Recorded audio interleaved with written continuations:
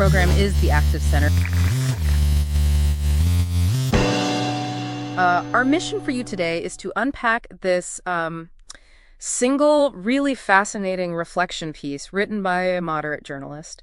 It's all about that June 14th, 2026 live UFC event broadcast. Right. The one right on the White House South Lawn. Exactly. And I mean, picture this. On paper, it sounds like a Vegas strip mall just colliding with a serious statecraft, right? Like you'd imagine neon lights bouncing off the pristine neoclassical columns of the executive mansion. It really does. Like you'd assume putting an octagon on the executive mansion's grass would be a recipe for a deeply divisive circus, especially as the nation approaches its 250th anniversary. Oh, for sure. How did this not just evolve into a complete gimmick? Well, that's what the author expected, honestly. But instead of this gaudy spectacle, the physical execution was surprisingly restrained. So like no neon glare. No neon at all. The lighting was really crisp and balanced, making the White House gleam without any of that cheap Vegas vibe. And the walkway to the cage was incredible, right? Oh, it was. Yeah. Instead of your typical promotional height squads, they lined the path with soldiers in historically accurate uniforms. Like we're talking Continental Army blues, Civil War wools. Right up through World War II fatigues and modern tactical gear. Wow. It was essentially a silent, living timeline of the Republic's standing watch. Yeah, and that visual was anchored by these carefully placed educational shorts. Since the event fell on June 14th, they highlighted the U.S. Army's birthday. Oh, that makes total sense. And they featured Ronald Reagan's famous flag speech, too. Wait, remind me what that speech is about and why it mattered here. Well, Reagan basically talks about the flag not just as a piece of cloth, but as a living symbol, of ordinary Americans doing extraordinary things, working, fighting, and sacrificing to build the country. So it grounds the whole spectacle. Exactly. By weaving that core message in, the producers bypass the modern political noise.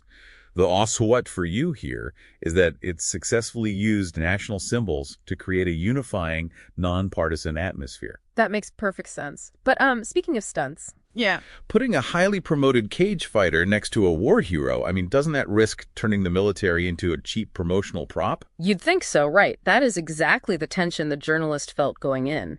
But watching the walkouts, where the UFC athletes were accompanied by living Medal of Honor recipients, Right. It produced a massive aha moment. These elite athletes were just visibly humbled. Oh, really? Yeah, you have these peak physical gladiators walking in the shadow of quiet heroes who have faced down unimaginable enemy fire, risking absolutely everything to save their platoons. Wow, it completely reframes the whole concept of fighting. Exactly. It took the athletic, highly structured combat inside the octagon and connected it directly to the messy, profound sacrifices required to keep a 250-year-old experiment in self-governance alive. You really feel the contrast there between the aesthetics of the sport and the grim reality of actual combat. Absolutely. And this raw human element extended outside the cage, too. Yeah, because cage side, you had President Trump, Melania, and Dana White there, but acting as genuine, eager fans, right? Like leaning over the barricades to talk to the fighter. The focus is on the author's observation that combat sports act as a raw,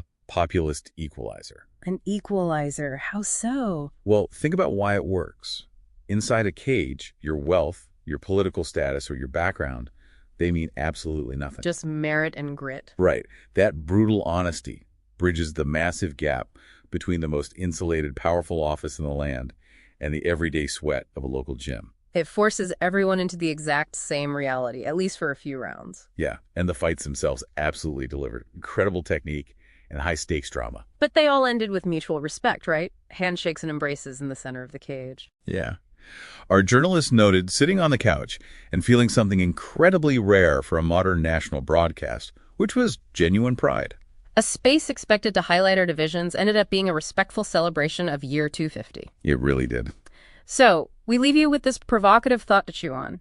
If an octagon on the White House lawn can unexpectedly bridge the gap between politicians and everyday citizens, Right. what other highly unconventional, seemingly absurd stages might hold the secret to cultural unity?